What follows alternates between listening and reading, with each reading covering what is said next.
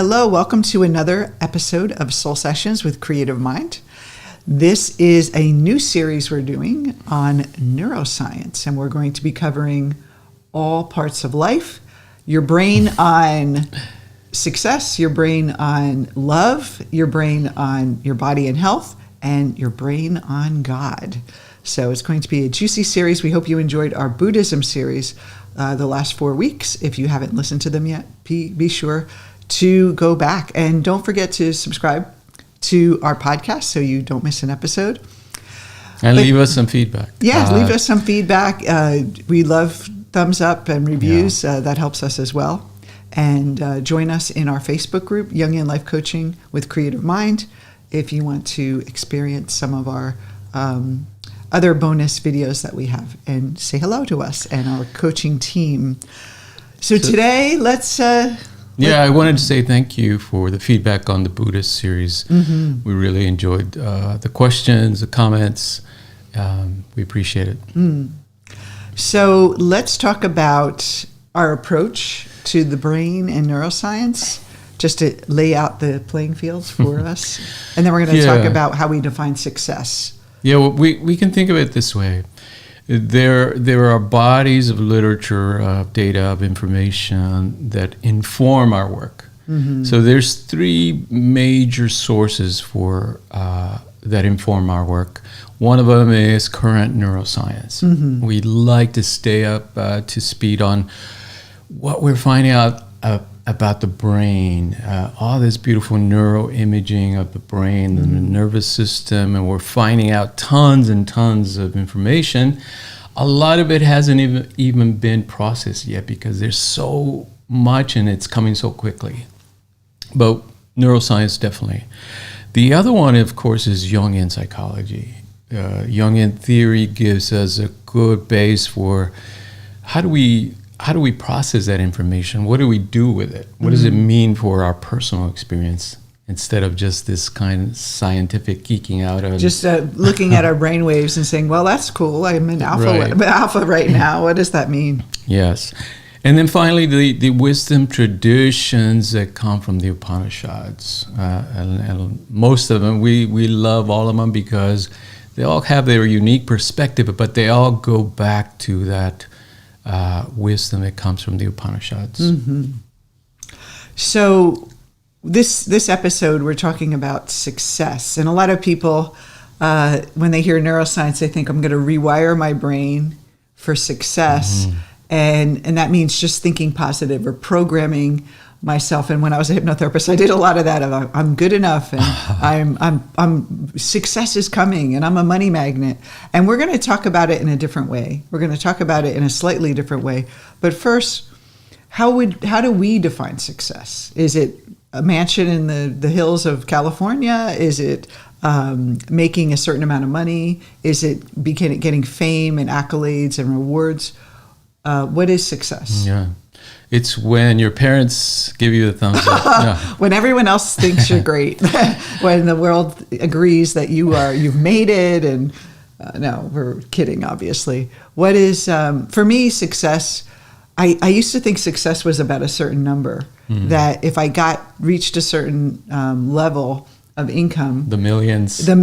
Well, first it was 6 figures, just like I can like sustain myself running my own business and having income.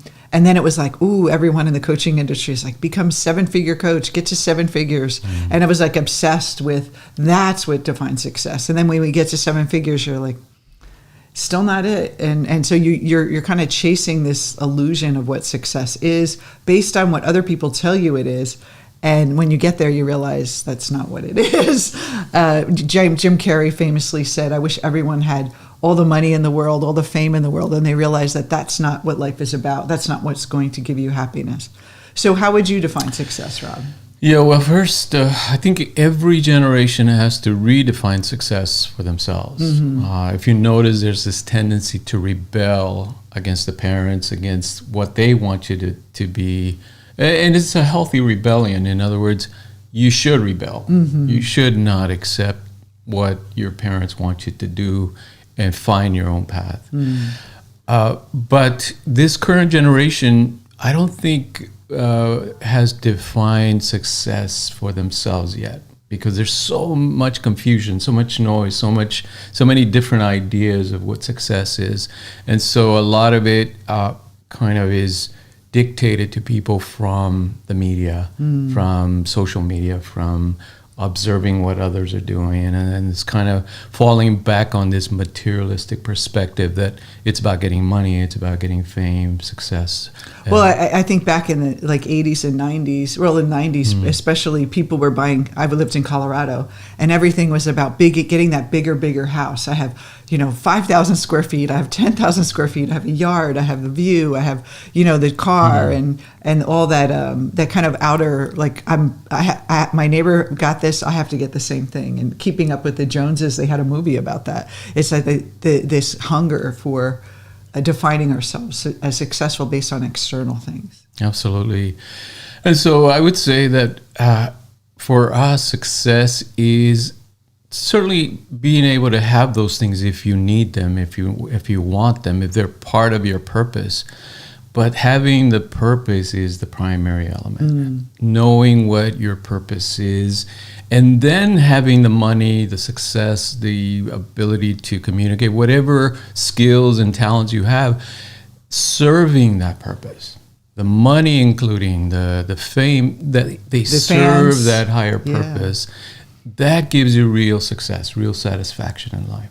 And for me, I always define success as that I'm actively pursuing something bigger than I did before. Like you're successful just by being in the game, going for something, because most people don't even try. They don't try to change their life. So those of you who feel that they're waiting for that success to happen, if you're actually actively doing something, getting trained in like coaching, or getting a degree in something, or putting yourself out there, starting a business, having this small idea that maybe you're doing on the weekends while you're working your corporate job, you're already successful because you're stepping out beyond the herd and you're doing something that fills your soul. And I think just the act of that is success. But let's talk about the brain a little bit and what happens when, how do we get to that place where what brings a person to the state where they're willing to step out and when they're willing, or they have the confidence to move forward? Yeah, the brain it's really a remarkable organ. As far as we know, it's the most complex organism or organ in the universe. There's nothing that compact, which is like a 3-pound object that contains so much power. The human brain, excuse me, we're only starting to find out its true power, and it's remarkable. It creates for us what we call our reality. It creates for us what we know as our technology. All these computers, all this internet, all the cell phone communication apparatuses, they come from the brain. And a lot of people think, the brain must be like a computer. No, it's the other way around. Computers reflect the way our brain works, and only a small part of how our brain works. It's a information processing unit that works at remarkable speeds. And so would you say it's a tool that the mind uses versus the mind, the brain creating the mind? Yeah, that's definitely our perspective from Eastern philosophy, that the brain, because it's part of the body, and the human body arises from a fundamental consciousness. And so it's a different perspective than let's say the typical neuroscientific perspective that sees consciousness or awareness arising from the brain. So anyway, we know there's a strong genetic component to the structure and function of the brain. In other words, if I want to know how smart you are and what you're going to do with your life, and I don't have any access to you, all I have to do is look at your parents, because you are the combination of half of your father and half of your mother's genes. And the combination created you. And that genetic code that we inherit from our parents creates the structural brain and the body. And we know IQ is inherited. It's a big part of our inheritance that we get our smarts from our parents, right? My parents weren't educated, but they were really, really smart. And so I could see that. And then my grandparents too, very smart. But yeah, of course, it goes back the lineage, right? Your parents' parents and all that. But just... And do normally smart people marry smart people too? Typically, yes. So you get that kind of... Yeah. Unless you're like a geek and you're marrying a supermodel or something. Right. But she could be smart too. That's a whole other podcast because we tend to look for people that look like us and that are kind of on the same intellectual level as we are, of course. And then socioeconomic status and all that stuff. That's also. So we kind of are kind of born into something that's fixed in a way, like conditioned in a way in us. Very much so. Like pre-packed, like out of the box. we got some factory settings with us ourselves. Yeah, and so when we think about success, we can certainly think in terms of, well, how did this individual come to be successful? One of the big components, of course, is genetics. They got good genes, right? They got the success genes in a sense. But what we know about the brain from the accumulation of neuroscientific information is that it's a brain-environment interaction that we're talking about. In other words, the brain does not just create itself from the genetic code. It needs an environment on which to flourish. So it's a collaboration between the external and internal, and it's that the brain feeds off the external? Very much so. We evolved in this world of nature. That's why we love nature. That's why it's beautiful to us. It feels good to us. It's restorative because that was our mother in a sense. We evolved this brain in nature. That's interesting because if people ought to say they get restored when they're in nature. I was just telling you, we just moved to the East Coast where there's a lot more trees than in California, like a lot of green. And I said, it's just like the trees, I feel like they're hugging me. And it's that mother archetype that we're experiencing through that dynamic. It's very nurturing and calming. Yeah, so if you think of, let's say you have two good parents with good genes. They pass on these genes to the child. Now the environment has to be there to support the development of that brain and the potential of the brain. So in neuroscience, they talk about enriching or enriched environments. What does that mean for a human being? It means an environment where you hear a lot of words as you're developing. And reading too, they said when you read to kids, their vocabulary increases. Yes, the parents or other people are reading stories to them. Of course, the child is observing people reading books, which is itself a great lesson. Whereas impoverished environments, meaning children that grew up in poverty or in neglect, they don't see that. They don't have those examples, and they don't have those environments that support their development. And so even if they have great intelligence and potential, the environment is not there to kick in those skills and intelligences. So there's like the intellectual skills in the environment but what about the social skills? I mean, I know when we would have dinner at the house, the family dinner, we all had to sit down and we had the TV off. We had to have a conversation. So there was this kind of, and now I think families, you see them go out to dinner and all the kids are on their little iPads and playing their little video games and no one's really talking. And so it's that social intelligence as well. Happens with that enriched environment, to have conversation, to be able to talk to people, and that I would think would be contributing to someone's ability to succeed or to be because success isn't done in a bubble either. You have to basically work with people. Money comes through people, so you have to be around people and Well, I guess not if you're a lab technician, maybe not, but eventually you have to work your way through the social structure of Yeah, of course, you're talking about emotional intelligence and social intelligence, and that's definitely a big part of success. Would that be an enriched environment as well? Like the enrichment of the Yes. child is to talk to the child, engage with the child? Yeah, and one of the areas that hasn't really been developed that much is humor. I mean, the way I would gauge somebody's intelligence just by interacting with them is, do they have that sense of humor? Is that why you thought I was really smart when Exactly. Anybody that knows how to laugh is intelligent, right? Oh, they have that sense of irony, of different perspectives, sarcasm, all that beautiful, self-deprecating humor.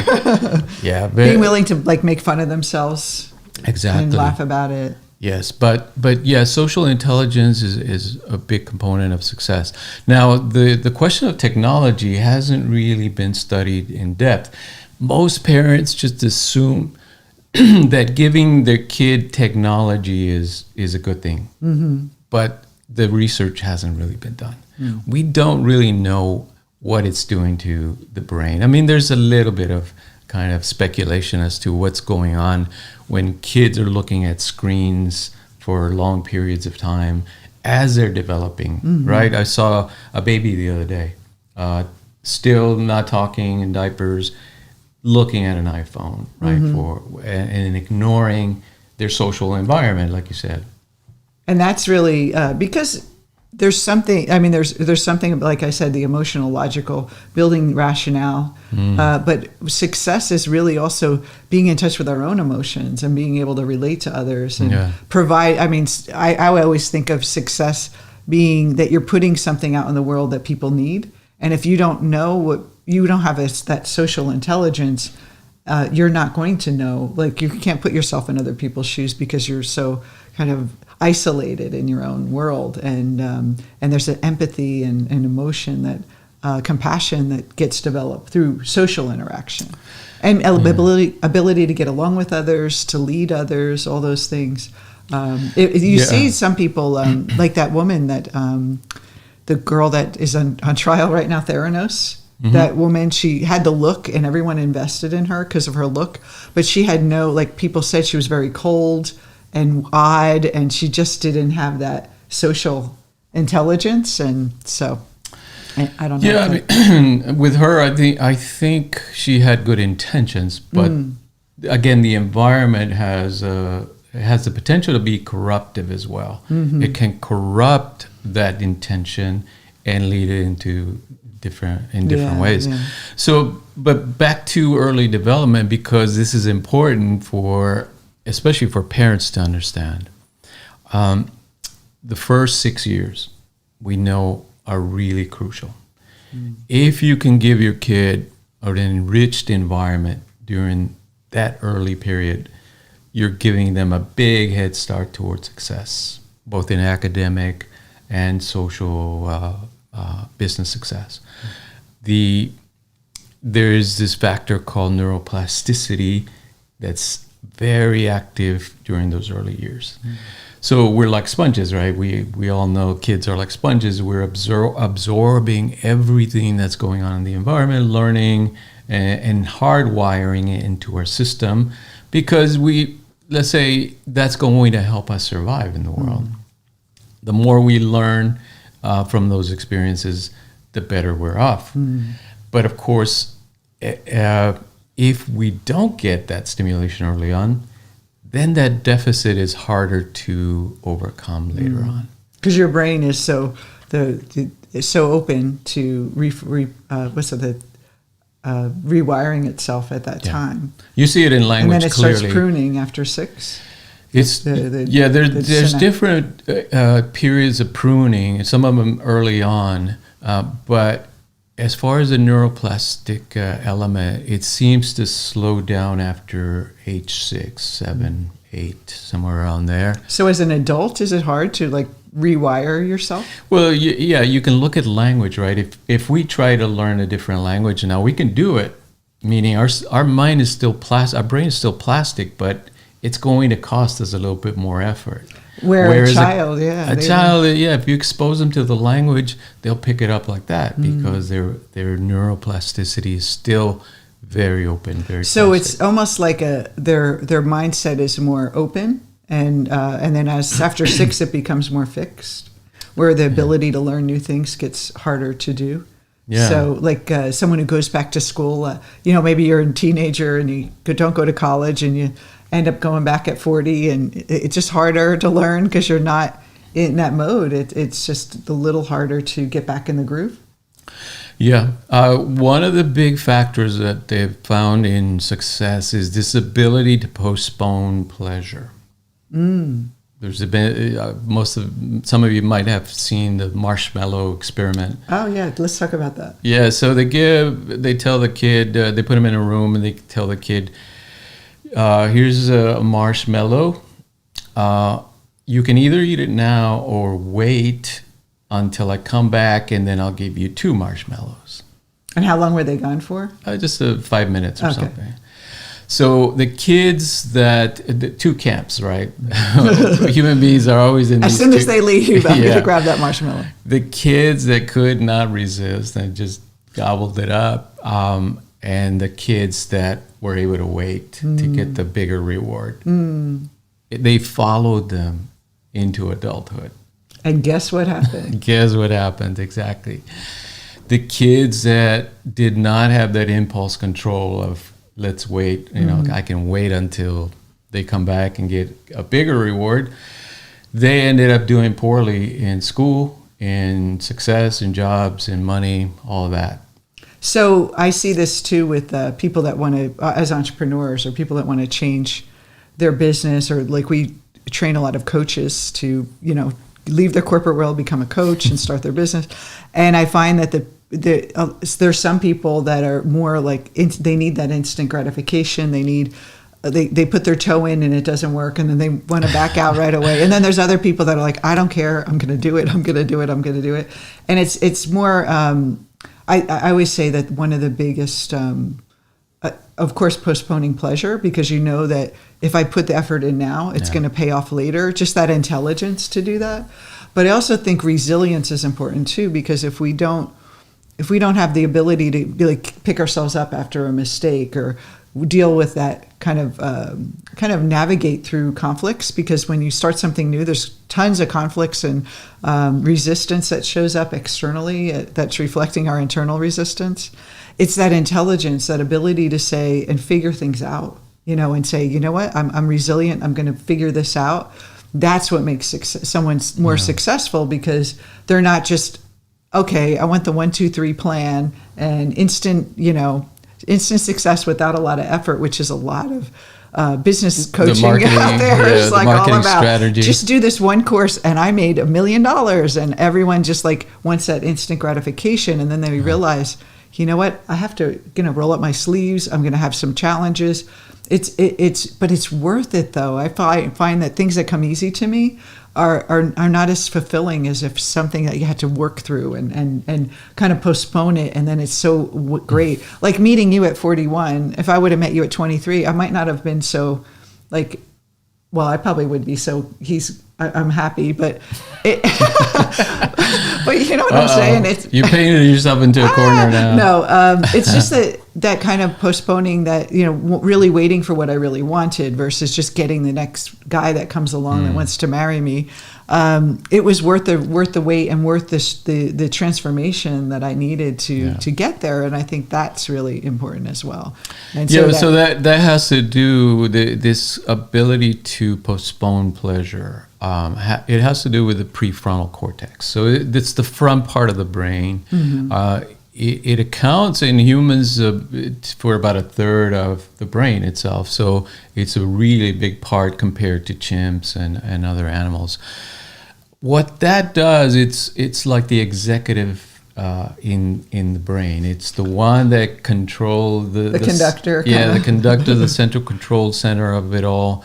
It says, look, you have this reward in front of you, but if you hold off, if you wait, you'll get a bigger reward, and it's able to manage that. It's like impulse control? Impulse control, yeah. That's a simple way of putting it, people that have poor impulse control.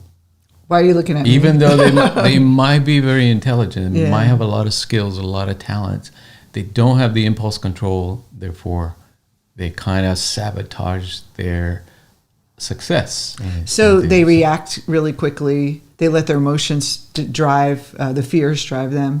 And they don't have that logic, like the balance of the passion to do what they do, but you also need that intelligence and that logic to drive, like kind of plan and strategize, but you also need the passion.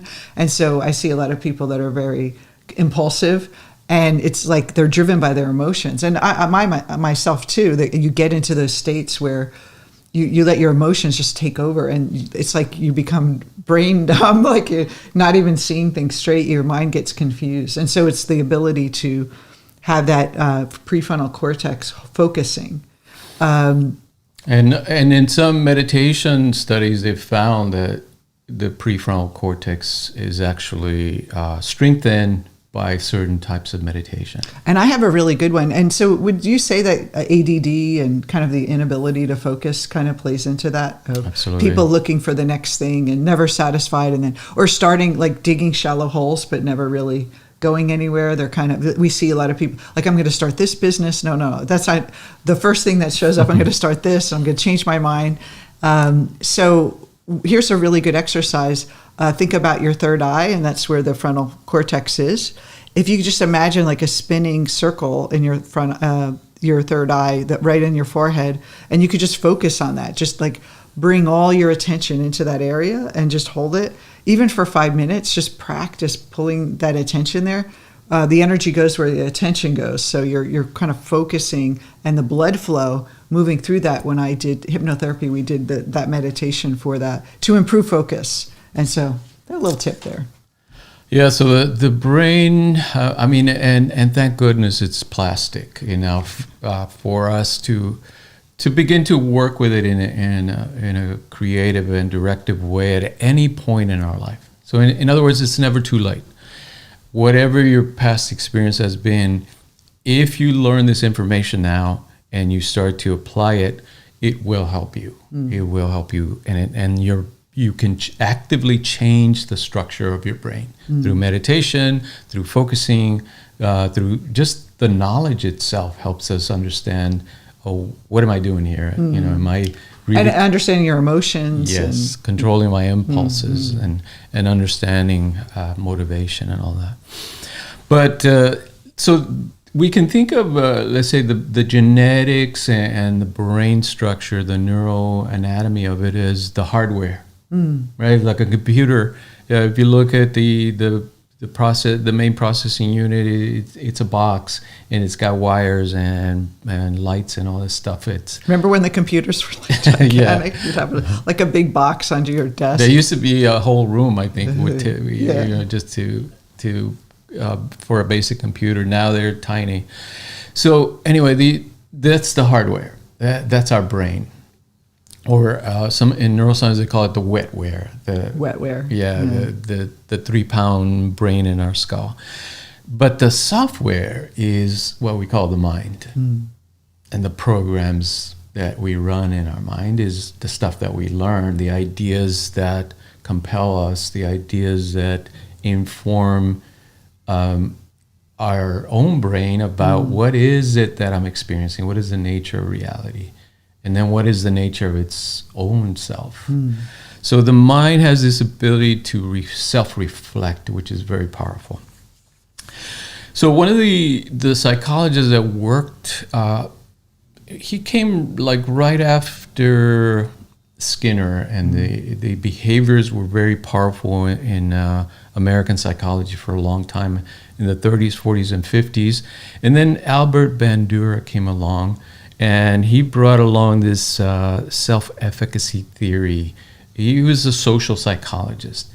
And he emphasized that, okay, behaviorism and neuroscience, or the perspective that the brain is doing a lot of this stuff, is important. But he said, let's look at the social context. Again, because it's a brain environment interaction. Like I was talking about earlier. It's not just that you inherit the intelligence and the ability to succeed, but that the supporting mechanisms of society have to be there.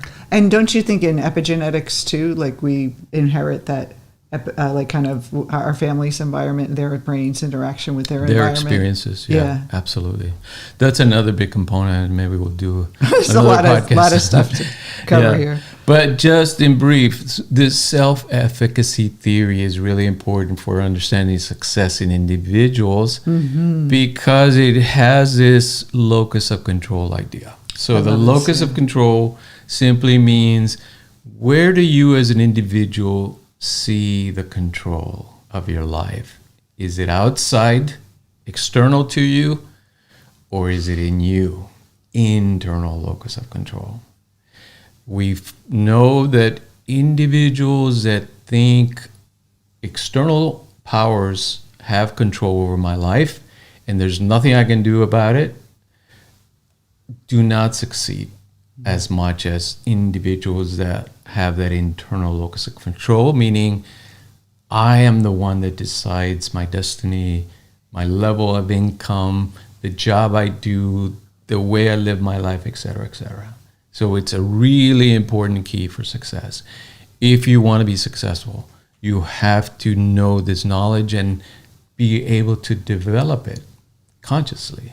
So that's the good news, that if you don't have it, if you've been externalizing and thinking there's these powers outside of me that I have no control over, you can start to draw it back, to internalize it and understand that you have the power to change your life, to make decisions.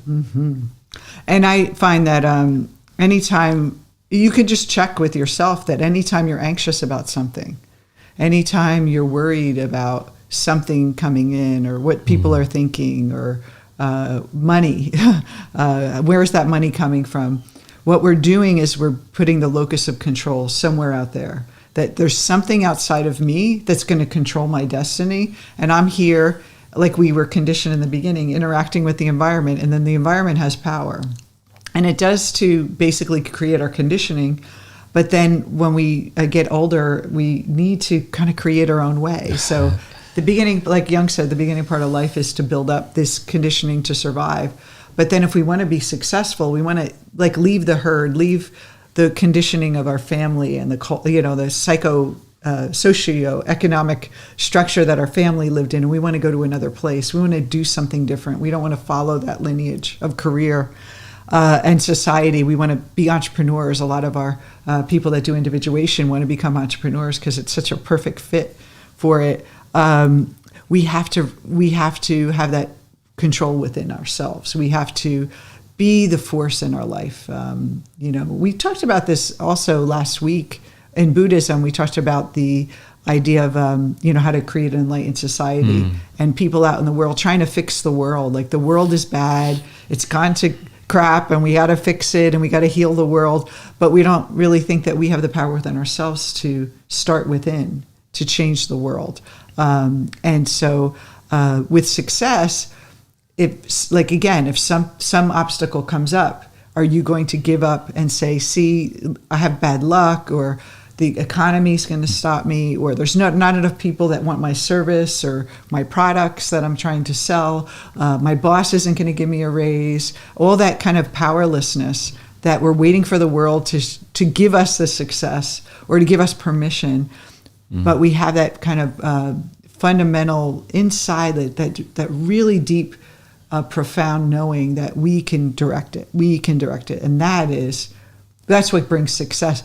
And it's kind of like when I left the corporate world, I said to my friends were like, oh, what are you going to do? I'm like, I'm going to be a hypnotherapist. I don't know if I can do this. I never ran my own business. I said, but I'm tired of just waiting for my life to change. I want to see what I'm made of. That's what I said. And I just did it to just see what resources I have within myself to change. And that idea has given me everything I needed. Just that seed of, I'm going to see what I'm made of. I'm not going to see if the world will accept me or if I can, if the economy is going to participate. I'm going to see what I'm made of. And that really is that what you're talking about, that locus of control. Yeah.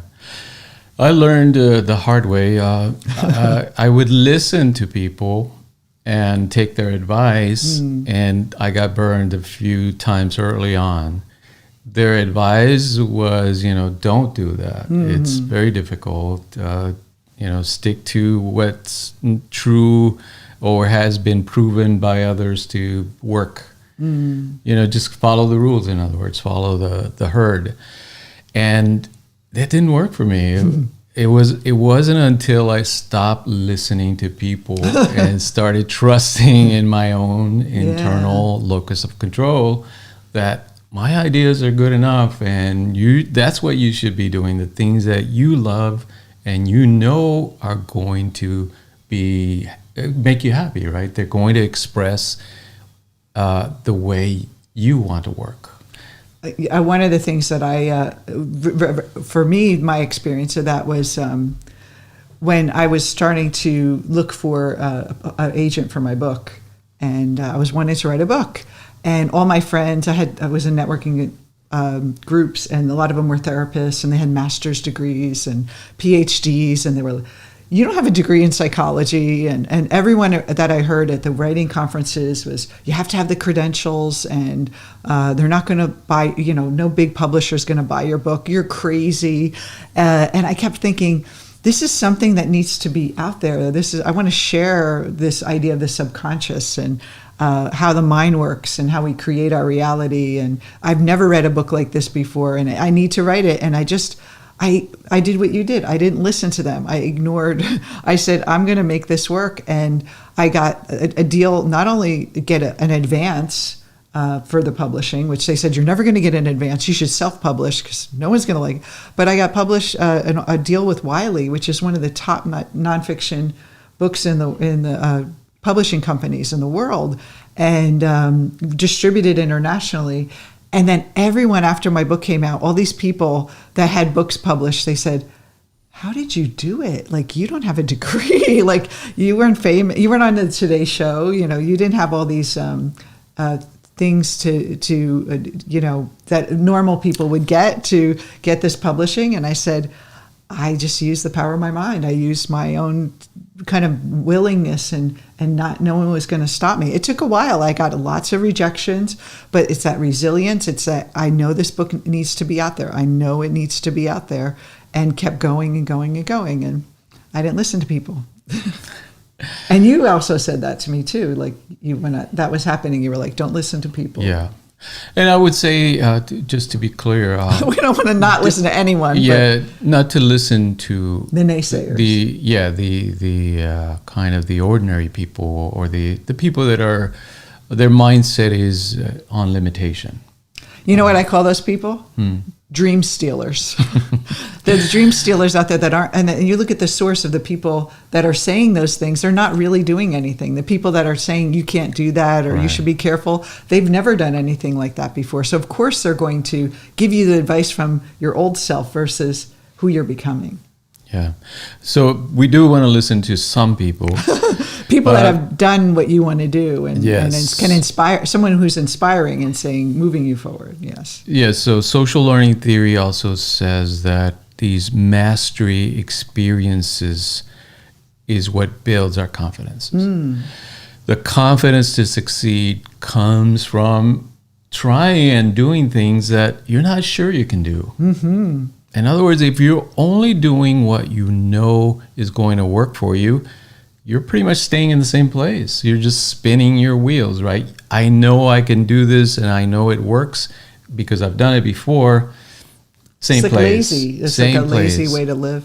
And there's nothing wrong with it. Some people need to do that perhaps, but again, if you want to experience success and you want to express your full potential, you're going to have to work with your mind a little bit. And one of them is to create these mastery experiences for yourself. You're going to have to try to do things you're not sure you can do. And some people even do things that nobody has ever done before. Those are the real pioneers. Those are the people that create new ways of doing business, new technology, new science. Well, remember we went to the Wright Brothers Museum when we were there? I remember all the letters they wrote to people asking for money, and they had 400 flights before they finally got that plane off the ground, and because of them, we can go to in space. And I mean, they kind of what they discovered was so profound, and everyone was like, "They're crazy. These crazy guys, their bicycle shop, are trying to make things fly, and only bird, that's unnatural." And so it's really breaking the boundaries of where other people have gone before. And we know successful people have mentors, of course. Yes. So you need that social modeling. In other words, you learn from others. Yes. Newton himself said, "We're standing on the shoulders of giants." In other words, the people that came before us, that opened up the possibilities for us. They did the hard work. They did the research. They wrote the books. They tried experiments. They're the ones that we're now reaping the rewards from, and we're able to carry on that work.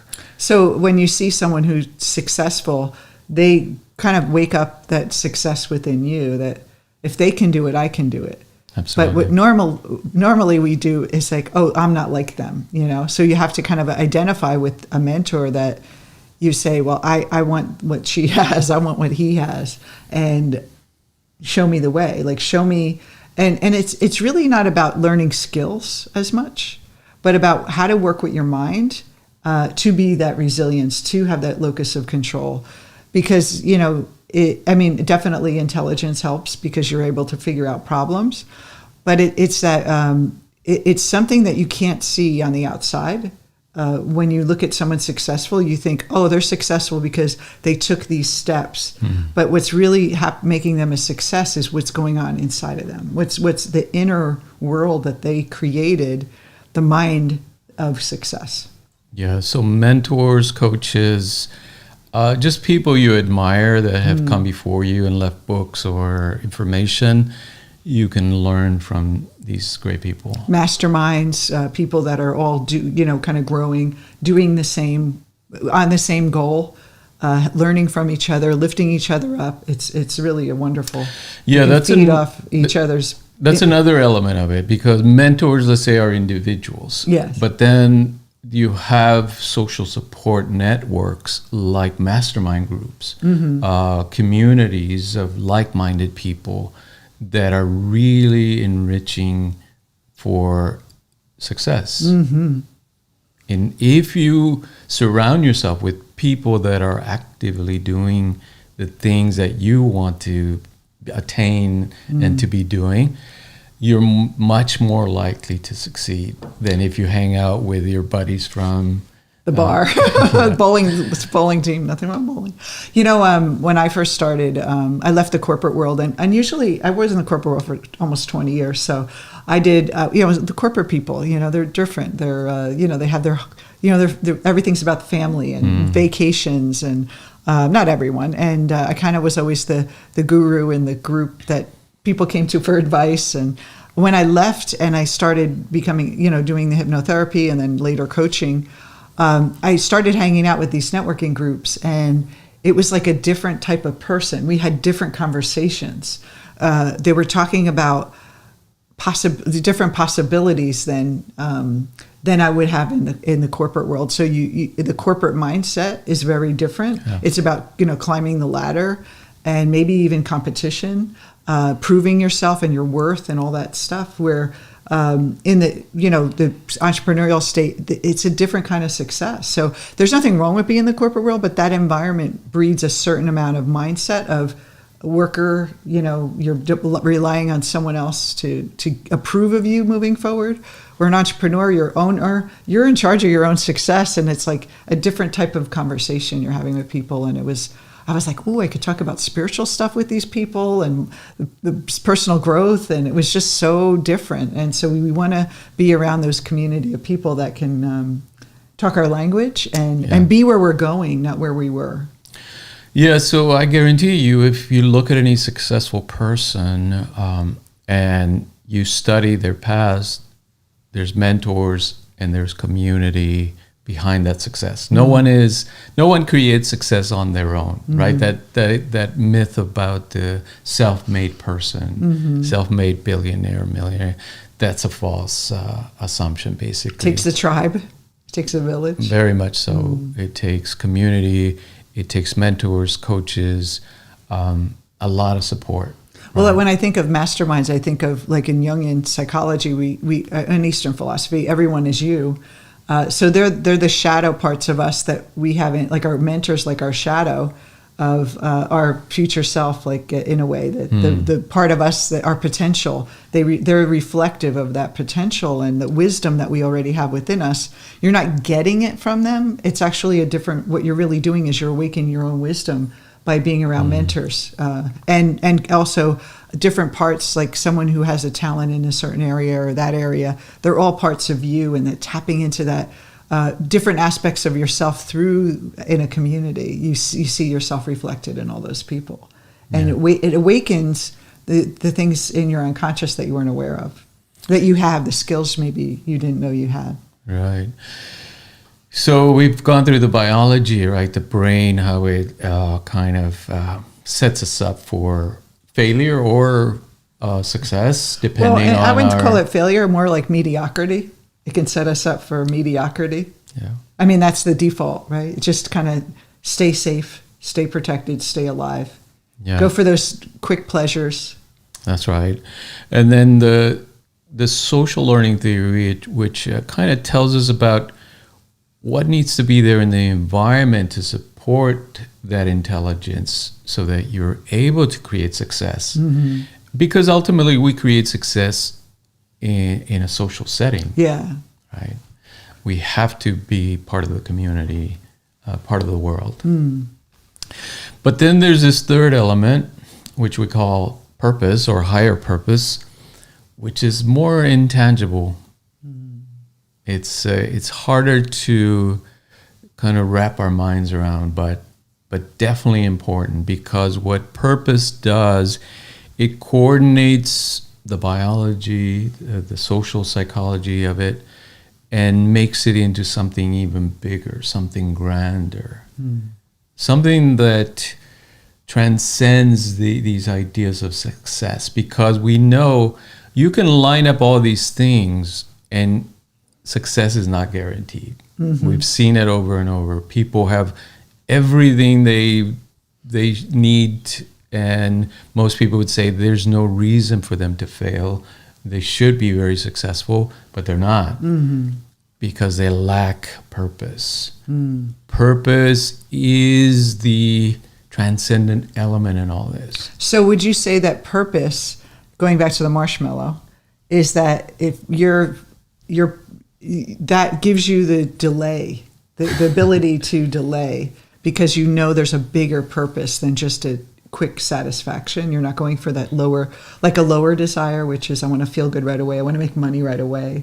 I want to do this to make money or to get security, versus I want to do this because there's something in my soul that needs to be expressed. Right. So if we think of simply in terms of rewards and punishments, right? Let's say reward is getting the money, getting the success, getting the fame, getting... Or everyone going, you're so great, you're so smart. That's rewarding for most human beings, and it's very powerful. Money itself is a kind of a strong reinforcer. That itself is not success for us, because when you operate from at that level of just going for the money, for the fame, for the prestige, you're conditioned by those things. In other words, even if you get those things in abundance, they own you. They're not serving your higher purpose. They're not serving you. You're serving it, basically. You're indebted to those things, and it keeps you going and working continuously, of course, until they start to disappear, or you lose your health, or you get old and can't work anymore.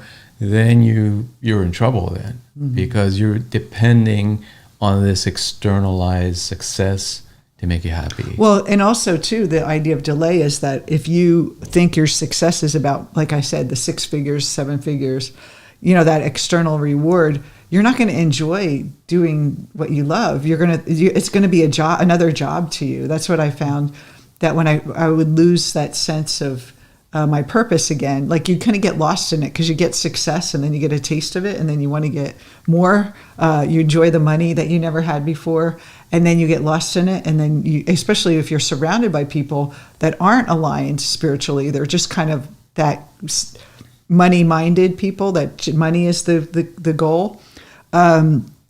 You start to feel like this job, like I got to work really hard, and people get burnt out all the time. I know a lot of my friends that have been really successful. They're just burnt out. They're just like, I can't do this. It's like, I'm working 7 days a week. And it's like, what are you working for? And they're not even in purpose. They start out, especially with coaches, I see a lot of them start out wanting to do like personal development and growth. And then they see all these business coaches making all this money and they're like, ooh, that's what I'm going to do. I'm going to be a business coach now. And they let go of all that passion that really drove them to be successful. And then they're exhausted and they're not fulfilled and they're making money, but there's an emptiness to it. And then they end up, I see this trajectory of them now going back to, okay, I want to teach spiritual work again. I'm done with the business stuff. I want to teach more empowerment and I want to go back to that. And so it's natural to get caught up in the shiny objects. And the purpose is really what gives us that fulfillment now in the moment without any external reward. Yeah. And then you don't feel like you're working. You feel like it's just what you do. A lot of people say to us, we're always busy. We have so much going on. We have a lot of different classes and courses and things we're doing live. And I never think of it as work. I think of it as we love what we do. So it's like we're in our purpose. And that's the difference. It's you can spend a lot of time doing your purpose. It could feel like work or it can feel exhilarating and empowering and so creative. If we go back to the marshmallow, then the ability to postpone that satisfaction, that instant gratification, right? If you're working for the money and the money is not there temporarily, most people will quit, right? Because they're depending on that reward to keep them going. Whereas when you're working from your higher purpose, it doesn't matter what's going on in the business. You're going to continue because that purpose is driving you, not the external reward system. I hear a lot of people say, and I've said this myself, if I could just help one person, my work it'll be worth it. And I'll hear a lot of people say that I just help one person. And that's what we want to do. We want to help one person at a time. You know, every person you talk to, they're your focus. Every time someone interacts with you online and you're sharing your wisdom and they're responding to you, that's your purpose. It's not to sell them into something right away or that kind of grasping. It's like you're in your purpose. And we talk about this a lot too in consultations. A lot of people get nervous asking, selling their services. It's because they're not just being. If you're in your purpose, it's easy. People can feel your passion for what you do. They can feel your love for what you do, and they want to be a part of it. And so it's really getting inside and connecting to what that is. And your purpose isn't a job. It's not a career. Not at all. It is the reason that you do this. So, and again, looking at the social learning model, it has to be internalized. In other words, it has to come from within you. That's your purpose. If you're depending on externalizing forces, then you're being manipulated, controlled, conditioned by external forces. You're more likely to quit. A lot of artists say they love doing their art until they start selling it, and then they kind of lose that the love of it because then it becomes a job. Yeah. But it's okay to receive money. It's just that you don't want to then flip it and make the money the goal. You want to every day is. I'm so lucky I get to do what I love. I mean, I wake up every day thinking I'm so happy that I get to do what I love. Whatever shows up today, I'm doing what I love and I could deal with everything else.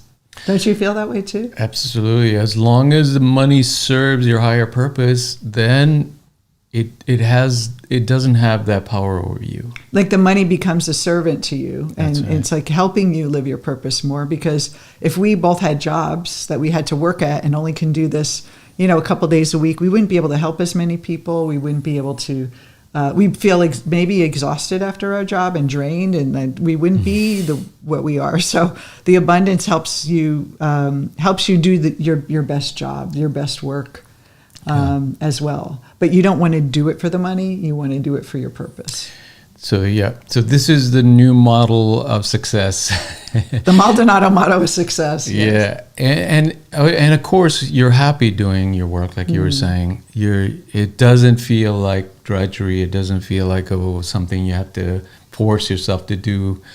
You're doing it out of love, out of service, out of your natural talents and skills. And then also your abundance. It's nice to have abundance so you can help others. You can do good with the money. So it's not about not caring about the money, but you make it a part of the whole system versus just the top of the mountain. And then because you're going to have lean times and abundant times. And are you only going to be happy when there's abundant times? You want to be able to have your purpose as your rock to carry you through and not grab that marshmallow. Because I remember I would start with because it's like you feel that you have to have that instant gratification. And when you make it from that fear, decisions from that fear, you're not aligned. I bet you as a kid you would have grabbed the marshmallow. No, I was good. I was very patient. You followed the rules. I was right? very harshly disciplined as a child, so I was good at holding back. I was bad. I probably would have stolen the marshmallow bag and run off with it. I know. Anytime I get like a little dessert or sweets, I go in and what happened there? It's gone already. So I wait, and but that's okay. We'll buy more.